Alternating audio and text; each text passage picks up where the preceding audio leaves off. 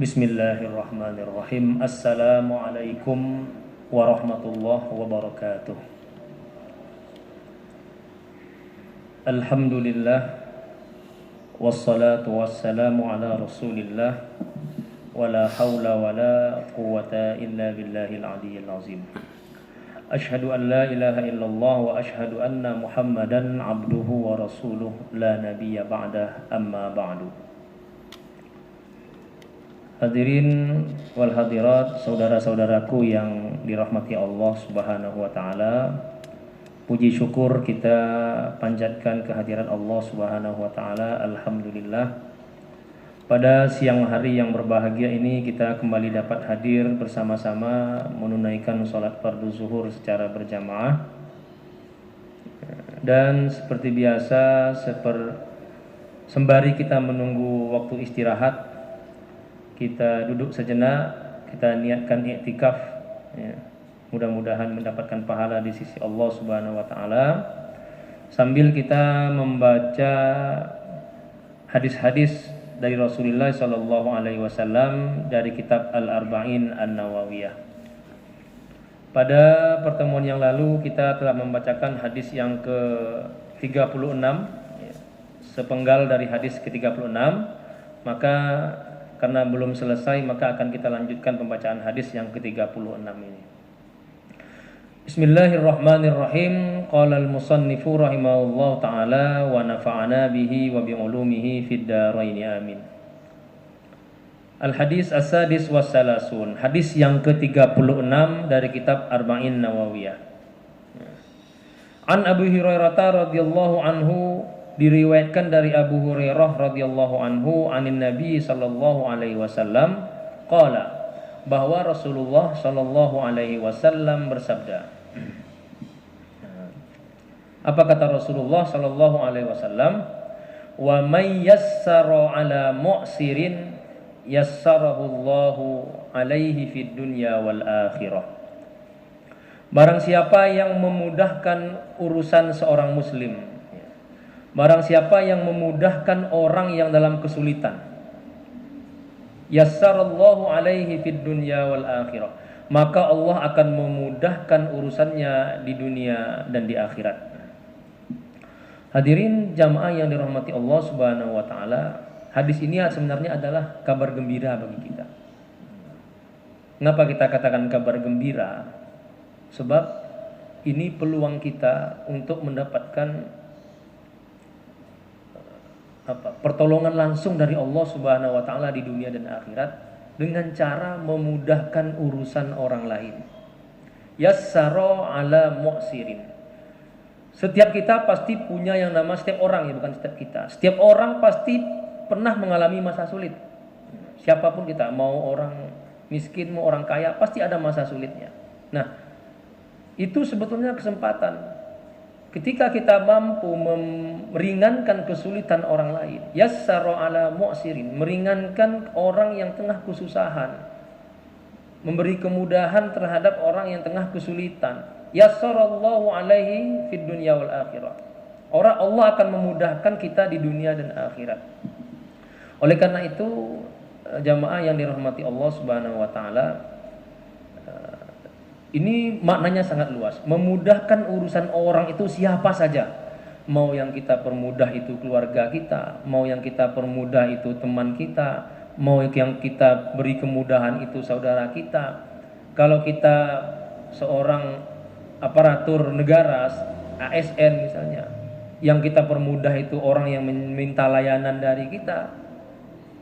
Pokoknya semua orang kita permudah, maka Allah akan mempermudah urusan kita di dunia dan akhirat. Nah, makanya itu kita sering dengar mudahkan urusan orang lain, maka Allah akan mempermudah kita. Itu ada dalilnya, itu dasarnya itu dari hadis ini. Ya. Oleh karena itu kebalikannya kepada kita, jangan pernah persulit orang lain. Seakan-akan hadis ini kebalikannya adalah orang yang mempersulit saudaranya, orang yang mempersulit orang lain, maka Allah juga akan mempersulit dia, baik di dunia maupun di akhirat. Nah, jamaah yang dirahmati Allah Subhanahu wa taala, mempermudah orang lain bisa dengan berbagai cara. Entah itu dengan menolong entah itu dengan membantu, bahkan menghutangkan pun itu. Misalnya ada orang datang kepada kita meminta bantuan, kita tidak bisa memberi, bisanya menghutangkan misalnya. Bahkan menghutangkan pun itu adalah pahalanya sangat besar di sisi Allah Subhanahu wa taala. Rasulullah Shallallahu alaihi wasallam dalam sebuah hadis pernah mengatakan, "Man tasaddaqa bi shadaqatin falahu asyrun."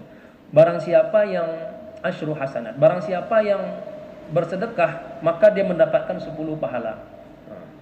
Tapi kata Rasulullah, waman aqrada, tapi orang yang memberi hutang kepada orang lain, membantu orang yang betul-betul kesulitan sehingga meminta hutang, maka pahalanya adalah sama niata asyara hasanah. Maka pahalanya itu 18 kali lipat, lebih besar daripada sedekah. Ya.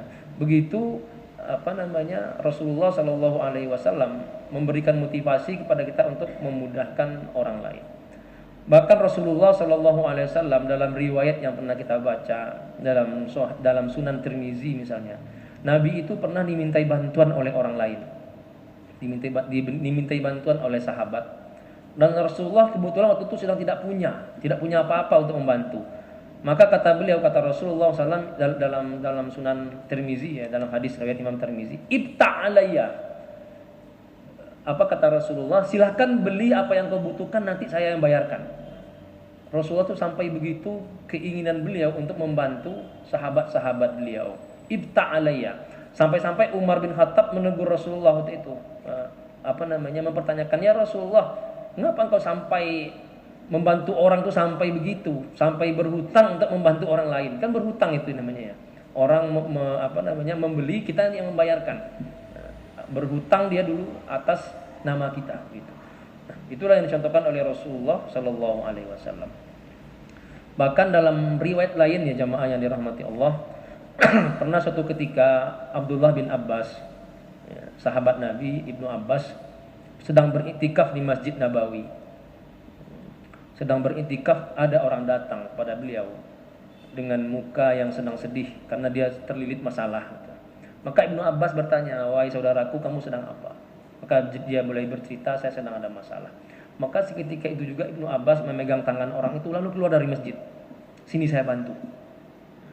Keluar dari masjid, membantu menyelesaikan masalah orang tadi.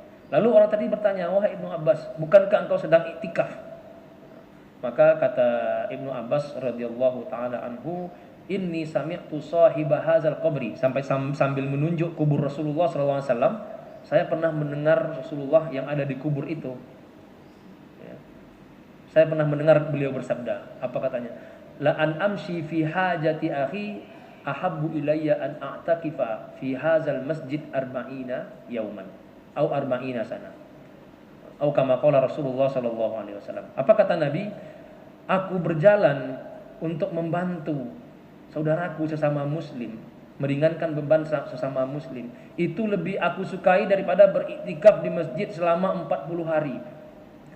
Atau dalam riwayat lain 40 tahun bahkan. Keluar membantu sesama muslim. Itu lebih besar dan lebih aku cintai, kata Nabi, daripada beriktikaf di Masjid Nabawi ini selama 40 hari atau 40 tahun.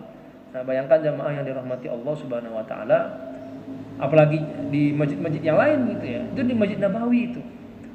Nah, jamaah yang dirahmati Allah, sekali lagi ini anjuran dan motivasi kepada kita. Kita ringankan. Jadilah, kata Rasulullah itu, al-mu'min, orang yang beriman itu sahlun, orang yang mudah. Mudah dalam arti apa? Mudah membantu sesama.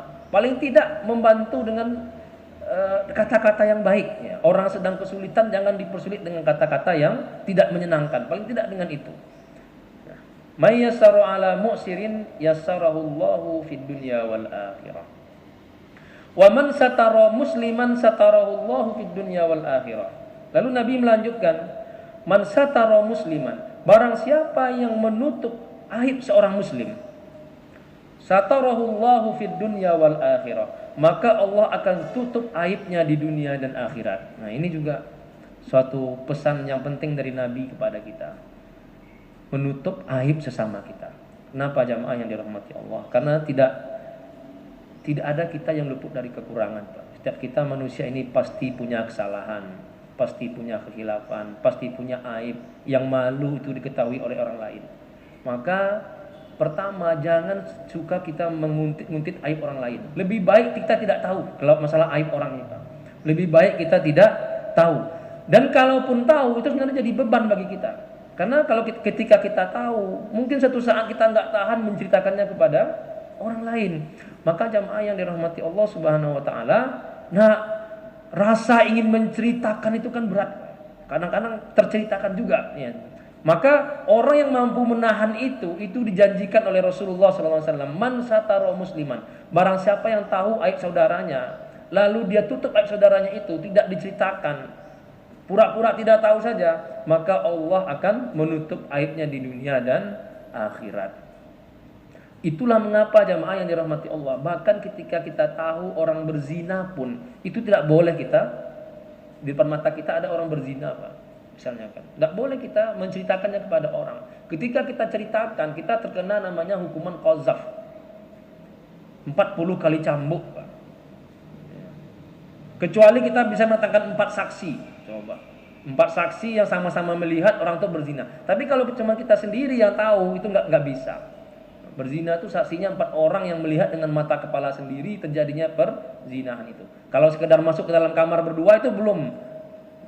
Tapi melihat betul terjadi. Nah, itulah kenapa Allah ingin kita itu saling menutup aib sesama kita. Artinya, walaupun kita yakin sendiri melihat, tapi hanya kita sendiri, jangan. Kata Allah Subhanahu Wa Taala. Harus 4 orang yang tahu. Nah, man satara musliman satarahullahu fid dunya wal akhirah. Barang siapa yang menutup aib seorang muslim, maka Allah akan menutup aibnya di dunia dan akhirat. Nah, ini ada ulama ada pengecualian ini. Kecuali orang yang terang-terangan bermaksiat, Pak. Misalnya mabuk-mabukan di pinggir jalan, itu lain cerita ya. Tapi kalau orang itu melakukan sesuatu, misalnya dengan sembunyi-sembunyi, masih punya rasa malu, sebetulnya dia masih merasa apa yang dibuat itu salah. Maka aib yang seperti itulah yang harus kita tutup. Dan terakhir Rasulullah mengatakan, wallahu fi aunil abdi maka nal abdu fi auni akhihi. Allah akan selalu menolong seorang hamba selama hamba itu mau menolong saudaranya. Maka nal abdu fi auni akhihi. Allah akan selalu menolong seorang hamba maka selama hamba itu mau menolong saudaranya. Nah, jemaah yang dirahmati Allah SWT, artinya ini rumus singkat, kalau kita ingin ditolong oleh Allah Subhanahu wa taala, punya hajat kepada Allah Subhanahu wa taala, ada sesuatu yang kita ingin minta kepada Allah Subhanahu wa taala, salah satu kuncinya kata Rasulullah, tolonglah saudara kita yang sesama membutuhkan. Pasti Allah, ini semacam jaminan dari Nabi, wallahu fi aunil abdi. Allah pasti membantu seorang hamba selama hamba itu membantu saudaranya.